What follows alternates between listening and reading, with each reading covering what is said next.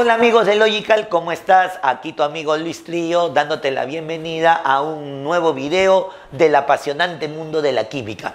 El día de hoy vamos a hablar de cómo el ser humano siempre en la pregunta del porqué de las cosas, pues una de las preguntas que se hizo fue ¿de dónde se origina todo? Y esto es justamente ver el inicio de la materia.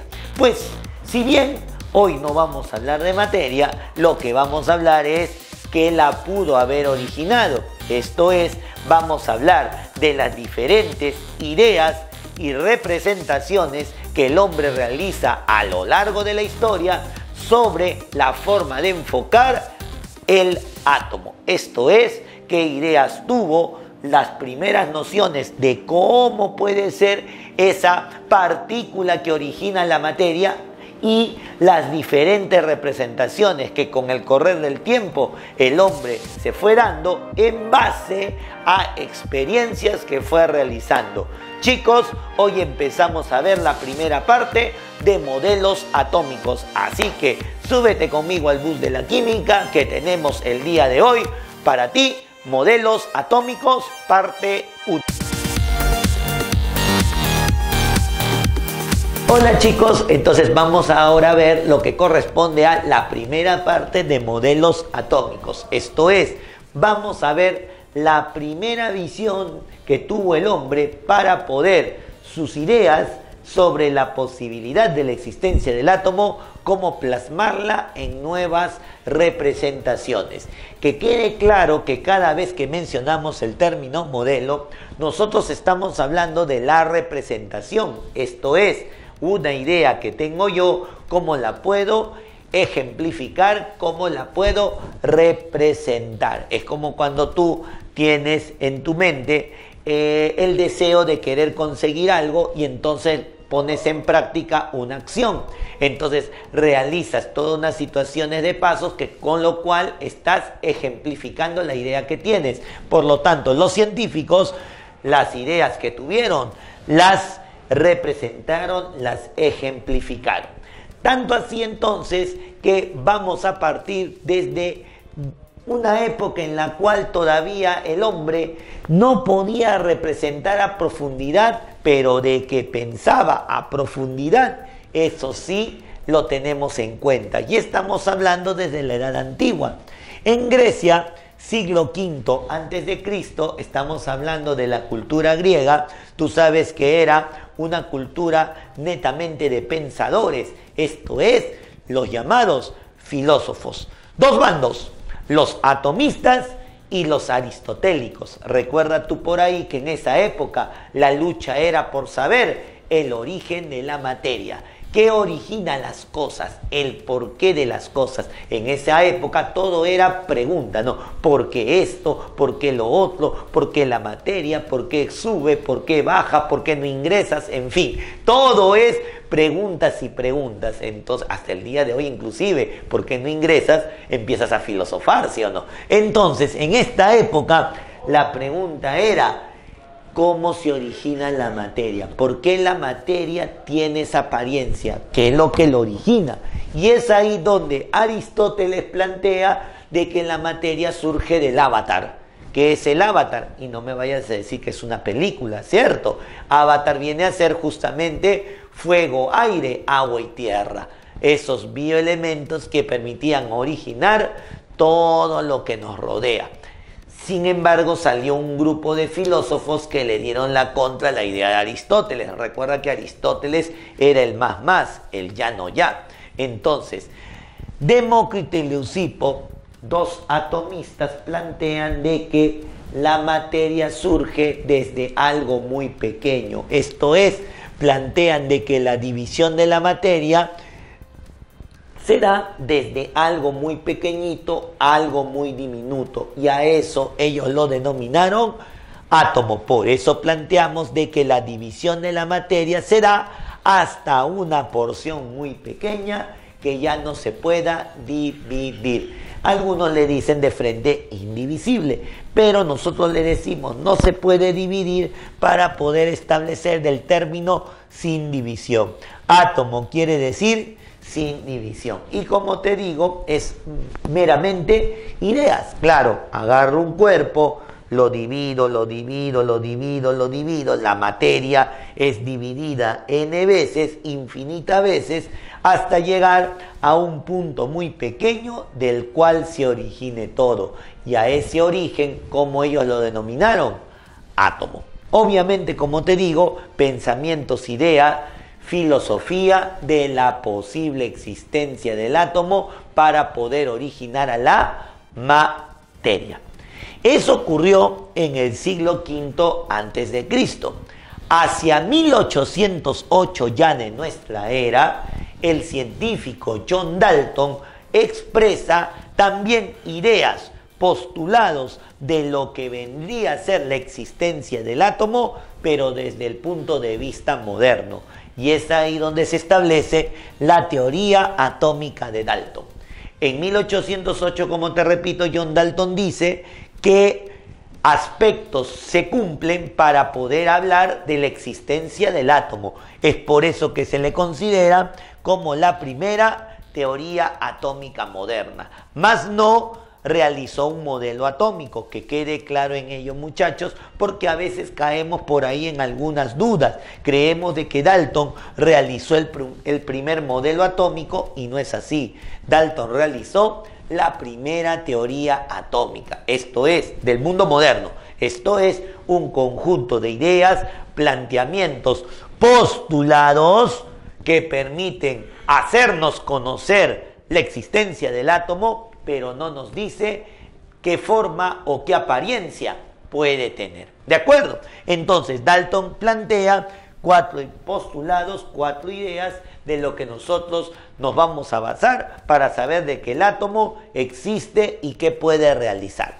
Lo primero, basándose en la teoría antigua de que el átomo es la mínima parte de la materia, era lo más pequeñito de lo que surgía la materia. Entonces, acá lo tenemos.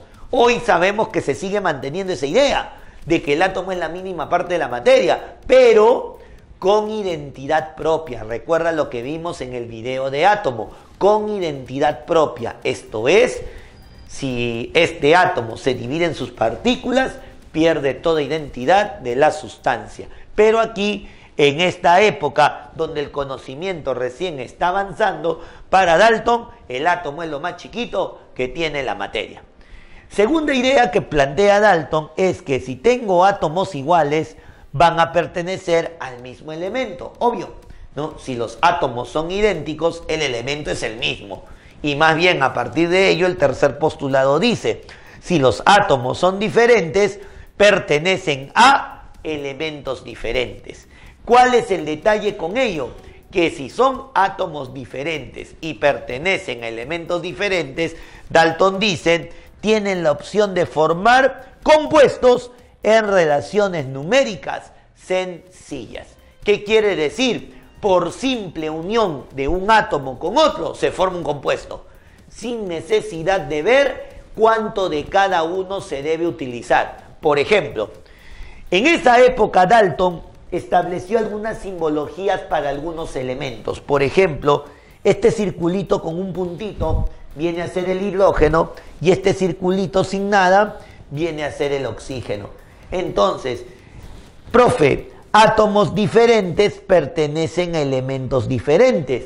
Y Dalton dice que si yo los uno, pueden formar compuestos en relaciones numéricas sencillas. Esto es, si yo los junto, hidrógeno con oxígeno, se forma un compuesto. Y tú sabes muy bien que hidrógeno con oxígeno al unirse, al reaccionar, ¿qué forman? Agua. Entonces podríamos decir que este es el agua para John Dalton. Simplemente HO. Profe, es H2O. Claro, eso es con Lavoisier. Lavoisier, cuando establece la conservación de masas, se establece que hay 2 moles de hidrógeno y 1 mol de oxígeno. Por eso decimos H2O. Pero en el caso de Dalton, simplemente átomos diferentes se unen y forman un compuesto con relaciones numéricas simples. Esto es, un hidrógeno, un oxígeno y se acabó. ¿De acuerdo? Entonces, ese es un aporte que Dalton nos da. Y como cuarto postulado, dice de que el átomo es indivisible e indestructible. O sea que el átomo no se puede destruir, no se puede dividir. Entonces, John Dalton en todo este momento nos ha hablado sobre la existencia del átomo, pero no nos ha dicho qué forma tiene, qué apariencia tiene, qué representación tiene. Nos ha dicho de que es la mínima parte de la materia, que si los átomos son iguales pertenece al mismo elemento, que si son átomos diferentes pertenecen a elementos diferentes y que el átomo es la parte indivisible e indestructible de la materia. O sea, no se puede dividir, no se puede destruir. Hasta ahí solo sabemos de la existencia del átomo.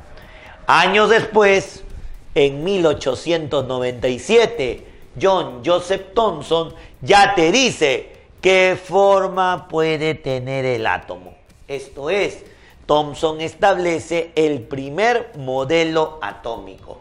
Mientras que Dalton solo se había quedado en ideas, Thomson sí establece la forma que puede tener el átomo a partir de un experimento conocido como el experimento de rayos catódicos. Es lo que tú conoces básicamente como el tubo fluorescente. Tú debes recordar por ahí que el tubo fluorescente se caracteriza por conectar la corriente al tubo, obviamente, y la corriente va a circular de un polo a otro polo. ¿Qué es lo que pasa cuando tú prendes el interruptor? Cuando tú presionas el interruptor, notas de que el fluorescente se empieza a encender, empieza a parpadear y por el otro lado como que hay un sonido de golpeteo, hay un sonido de impacto que empieza a parpadear junto con la radiación que empieza a querer prender el fluorescente. Suena y ese impacto que implica que están viajando partículas que están golpeando la placa opuesta del fluorescente. Por eso el sonido, por eso el impacto. Con lo cual, lo que pueden observarse aquí es que debido al impacto de los rayos que salen de la placa negativa conocida como cátodo, la placa opuesta se comienza a desviar, comienza a sonar. Entonces, ese impacto es producido porque lo que está viajando no es energía, sino son partículas. Son partículas que hacen que con el impacto la placa emita un sonido o simplemente la placa se desvíe. Esto es, el impacto es corpuscular. Y este impacto corpuscular proviene de la zona negativa. Por lo tanto, son partículas de carga negativa. Entonces, Thomson dice, caramba, el átomo debe tener partículas de carga negativa que permiten viajar de un extremo a otro,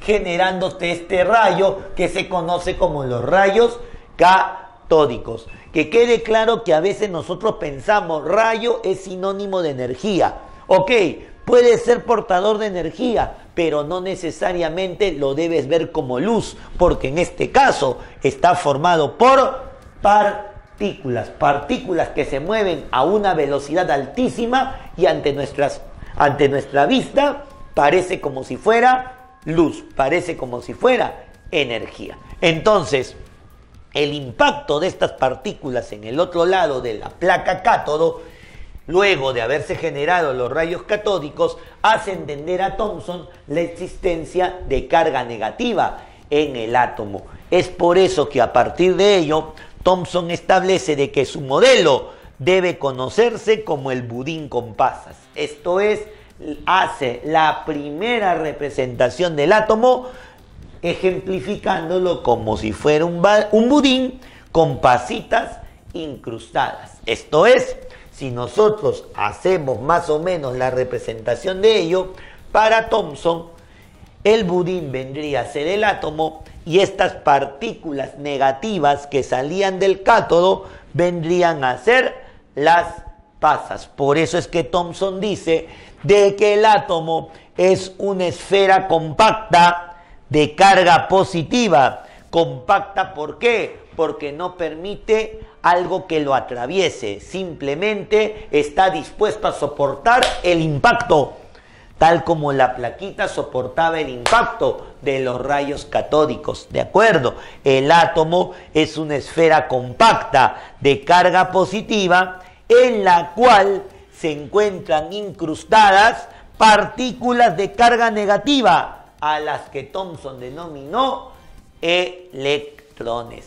A diferencia de John Dalton, que solamente habló de la existencia del átomo, Thomson se anima a representar al átomo como un budín con pasas, una esfera compacta positiva en la cual las partículas negativas estaban incrustadas, pero también menciona la aparición de estas nuevas partículas conocidas como ¿qué? Como los electrones.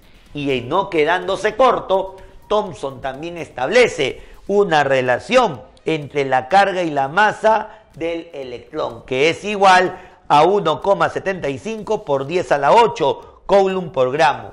Esta relación luego es aprovechada años después por Robert Millikan para establecer la carga del electrón. Pero al menos Thomson establece esta relación a partir del experimento de los rayos catódicos. Entonces, como puedes ver acá, recién Thomson es el primero que te dice qué forma va a tener el átomo y nosotros lo conocemos como el budín con pasas.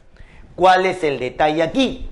Que, bueno, siempre la ciencia busca refutar lo que tú estás consiguiendo. Y en este caso, Thomson, al decir que el átomo era compacto, que el átomo podía soportar grandes impactos, hacía pensar en otros científicos de querer darle la contra. Y es ahí donde Ernest Rutherford en 1911 nos va a decir de que el átomo no es tan compacto como Thomson lo había pensado. Entonces, muchachos, hacia 1911, Ernest Rutherford quiere luchar o quiere demostrar y darle la contra un poquito a Thomson. Rutherford también quiere fama. Entonces, Rutherford lo que quiere demostrar es que el átomo no es tan compacto como Thomson lo había dicho, porque Thomson había dicho de que el átomo es compacto, y si el átomo es compacto, debería pasar esto: cualquier radiación que llegue a él debe chocar y rebotar, ¿o no? Claro, si es compacto, debe chocar y rebotar, pero la pregunta es entonces, ¿qué hace de que la radiación pase sobre los cuerpos? Entonces Rutherford sabiamente hace un experimento donde permita verificar de que la radiación pueda traspasar a la materia y con ello establecer de que el átomo no es compacto. Entonces lo que Rutherford hace es armar un circuito cerrado. Acá solamente vamos a ver una parte en la cual en un cañón de plomo coloca un material radiactivo, polonio para esta ocasión. Entonces él coloca en ese cañón de plomo al polonio y delante de él una lámina de oro, un material maleable, un material sensible a la energía, a la radiación. Entonces, ¿qué es lo que nota? Cierra el circuito con una especie de película fotográfica. De repente tú te acuerdas cuando antes papá quería tomarte fotos y tenía que comprar un rollo de 24 tomas, ponerle en esa tu cámara Kodak y estar constantemente tomando y decirte, pobre que te muevas porque ya no quedan más fotos, ¿cierto? Ahora no, tú te tomas selfie, tomas 1, 2, 3 en panorámica, borras, subes, bajas, haces todo porque es virtual. Antes no. Y esa tirita media negrita que sacabas de la cámara era el rollo fotográfico, era la película fotográfica. Y que cuando tú le exponías al sol, la imagen que estaba ahí desaparecía. Por eso papá a veces te decía, pobre que lo expongas al sol y se vele la foto. Se vele la foto. Sin querer estabas aplicando este experimento, pero con radiación ultravioleta. ¿De acuerdo? Entonces, profe, cierro el circuito con esa película fotográfica y ¿qué va a pasar? Obviamente la radiación va a salir en gran proporción a impactar la lámina de oro. Y según la idea de Thomson, al ser compacto el átomo, ¿qué debe pasar? Lo que viste hace ratito, chocar y rebotar. Sin embargo, la mayoría de radiación traspasó la lámina de oro. ¿Cómo se da cuenta de ello? Por las manchas que quedan en la película fotográfica. Entonces Rutherford dijo, te gané, Thomson. El átomo no es compacto, el átomo debe tener un gran vacío. ¿Por qué? Porque la mayoría de rayos han atravesado la lámina de oro. Y yo concluyo de que el átomo debe tener un gran vacío. Sin embargo, nota que a los costados también hay manchitas. ¿Eso qué implicaba? Que había algunos rayos que sí estaban rebotando. Entonces Rutherford agrega de que, creo, Thomson, que hay algo de compacto en tu modelo.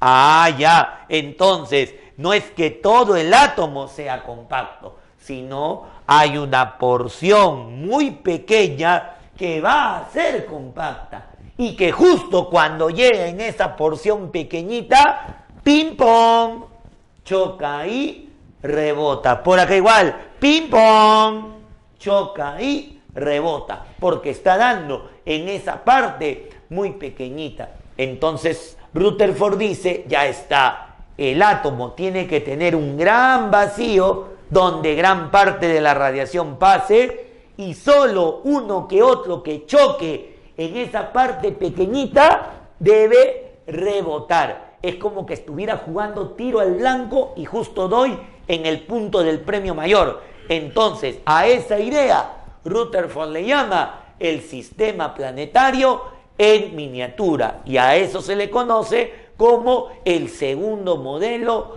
atómico. Entonces, hablemos ahora de ese modelo del sistema planetario en miniatura. Entonces, el modelo de Rutherford tiene por nombre sistema planetario en miniatura. ¿Por qué se le llama sistema planetario en miniatura?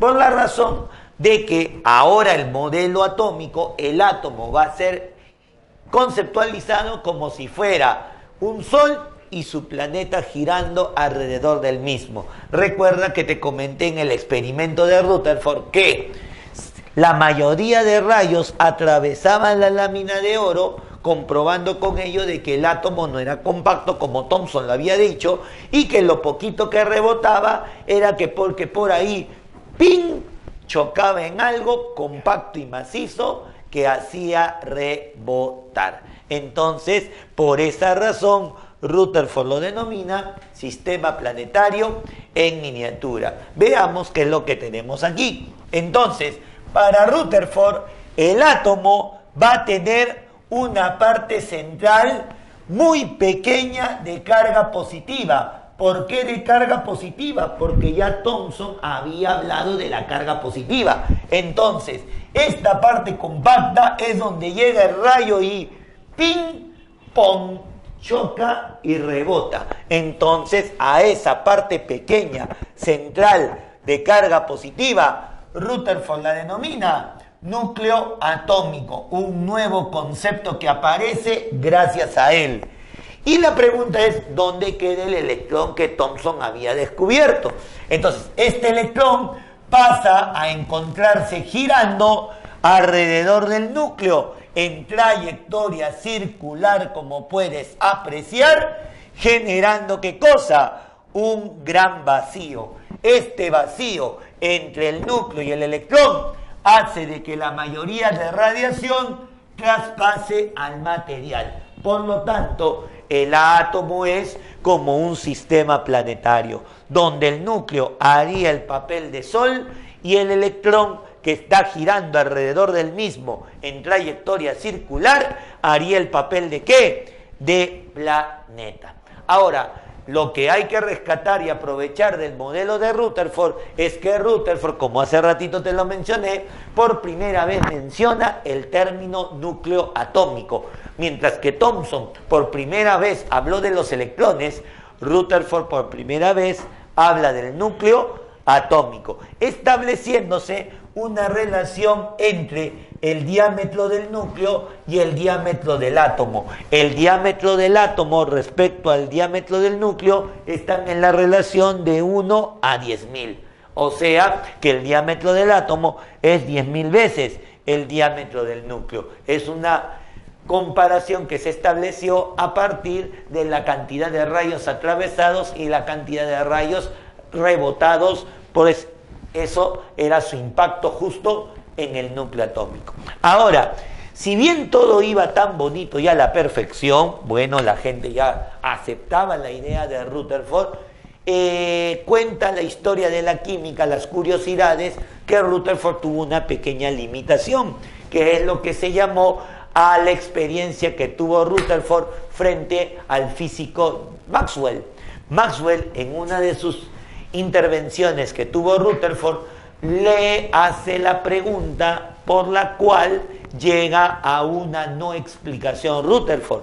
Maxwell cuestiona a Rutherford diciéndole esto de acá: si el electrón se está moviendo alrededor del núcleo, pregunta, debido a la física clásica, cargas opuestas se deben atraer.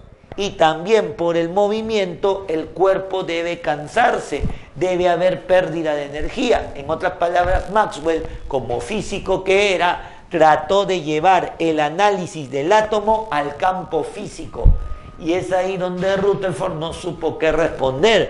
No pudo explicar el por qué el electrón no choca con el núcleo debido a la atracción de cargas y a la pérdida de energía del mismo. Se supone que de tanto moverse el electrón debe disminuir su energía. Se supone que por ser cargas opuestas estos deben atraerse. Entonces, ¿qué pasó? ¿Por qué no ocurre ello?